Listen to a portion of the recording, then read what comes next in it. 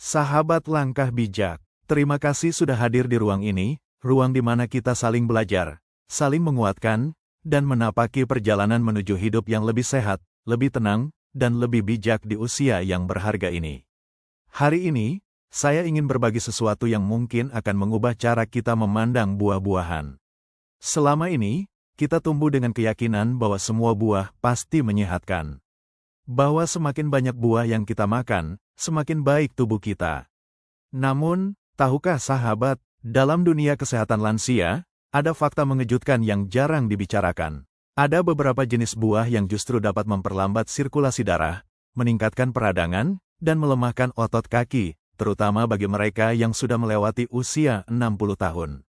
Dan lebih menarik lagi, ada juga buah-buahan lain yang justru bisa memperkuat tubuh, mengurangi nyeri, dan membantu kita tetap aktif setiap hari. Hari ini, mari kita telusuri bersama dengan hati yang terbuka, tanpa takut atau panik, karena semua ini bukan untuk menakuti, tapi untuk membimbing sahabat agar lebih bijak dalam memilih apa yang masuk ke tubuh kita. Bagian 1, memahami tubuh di usia emas. Sahabat langkah bijak, tubuh kita adalah sahabat sejati yang selalu berusaha menjaga kita. Namun, seiring bertambahnya usia, cara tubuh memproses makanan berubah. Pada usia di atas 60 tahun, sirkulasi darah biasanya melambat hingga 20% lebih lambat dibanding saat kita berusia 40-an. Ginjal bekerja lebih keras, hati tidak lagi sekuat dulu, dan sensitivitas terhadap gula meningkat tajam. Artinya, sesuatu yang dulu baik untuk kita, bisa jadi sekarang justru menimbulkan beban. Dan inilah alasannya mengapa beberapa buah yang tampak menyehatkan justru bisa membuat kaki terasa berat, sendi kaku, atau tubuh mudah lelah. Mari kita bahas satu persatu, dengan hati-hati, agar kita bisa memahami apa yang sebenarnya terjadi dalam tubuh kita. 1. Nanas, sang pemicu manis yang tersembunyi.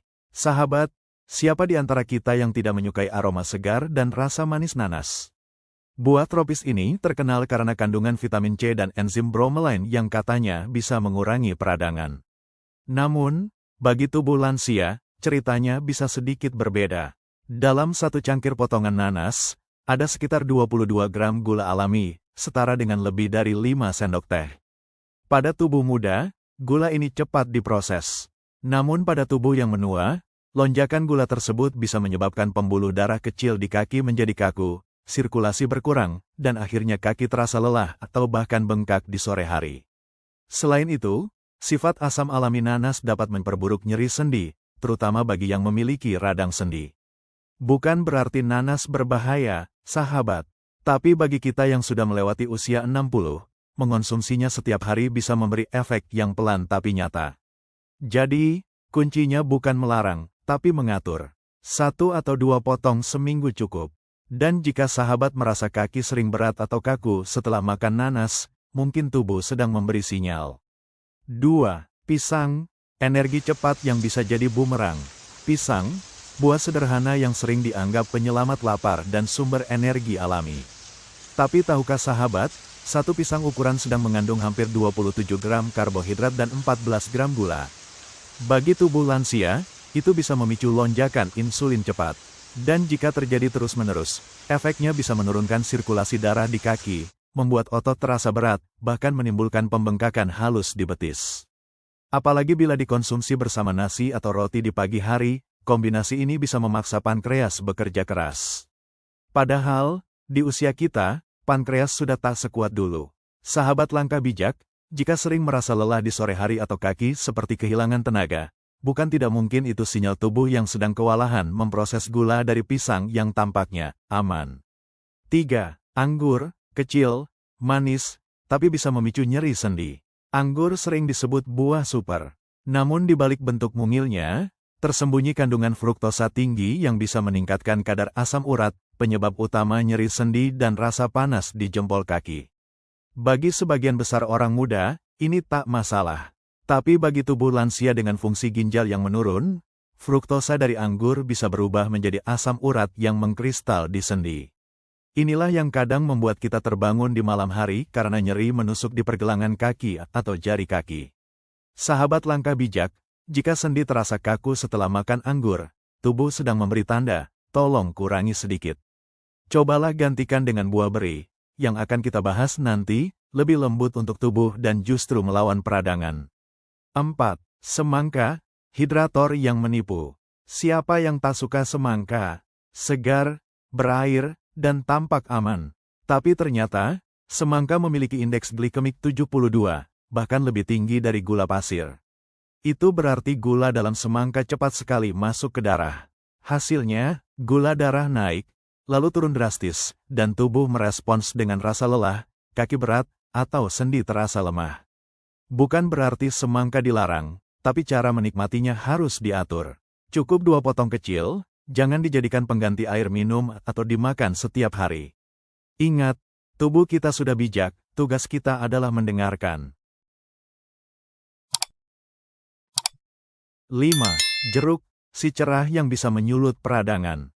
Jeruk dikenal sebagai lambang vitamin C. Tapi di usia lanjut, kandungan asam sitratnya bisa menjadi masalah bagi persendian yang mulai sensitif. Asam ini bisa mengiritasi jaringan halus di sekitar sendi dan membuat lutut terasa kaku di pagi hari. Selain itu, jus jeruk dalam jumlah besar bisa membuat kadar gula naik padahal rasanya asam, bukan manis. Jadi, jika sahabat rutin minum jus jeruk dan merasa nyeri lutut saat bangun pagi, mungkin tubuh sedang meminta untuk beristirahat dari keasaman itu. Cobalah ganti dengan pepaya atau buah pir, lebih lembut, lebih netral untuk tubuh. 6. Apel hijau, segar tapi bisa picu kram malam. Banyak yang memilih apel hijau karena rasanya segar dan tidak terlalu manis. Namun, apel hijau mengandung asam malat yang tinggi, zat yang bisa memicu kram otot di malam hari pada lansia dengan ginjal lemah. Sahabat langkah bijak, jika pernah terbangun tengah malam karena kaki menegang tiba-tiba, bisa jadi penyebabnya bukan kurang olahraga, tapi karena apel yang dimakan sebelum tidur. Tubuh kita unik, apa yang sehat untuk satu orang bisa jadi menantang bagi yang lain.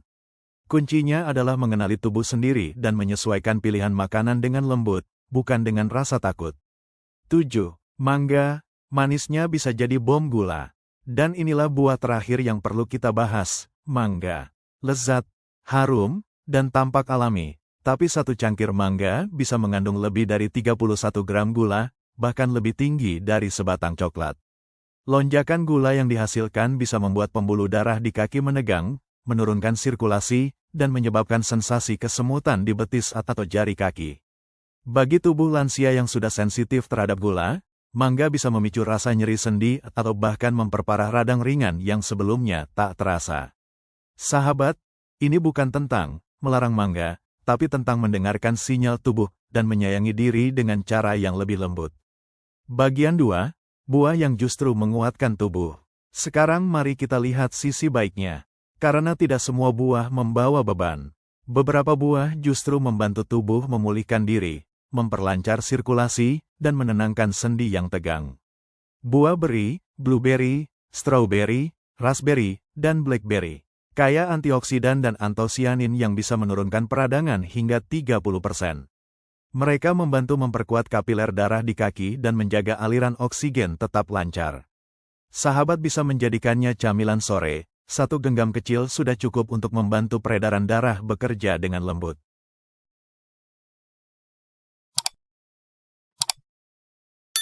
Ceri asam, tart cherry. Mengandung zat alami yang membantu menurunkan kadar asam urat dan meredakan nyeri sendi.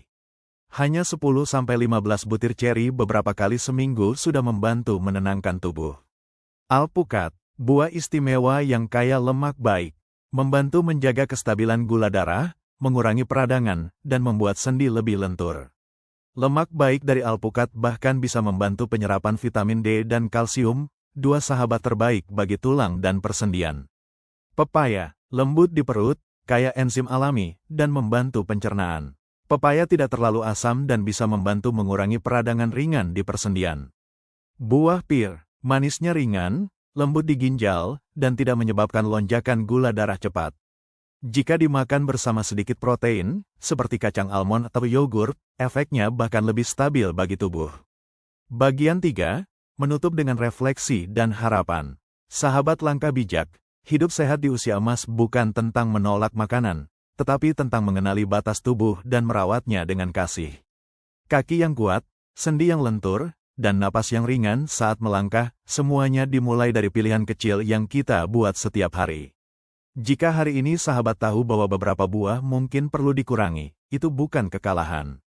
Itu adalah bentuk kebijaksanaan. Karena semakin kita memahami tubuh sendiri, semakin besar peluang kita untuk hidup dengan nyaman, mandiri, dan penuh semangat.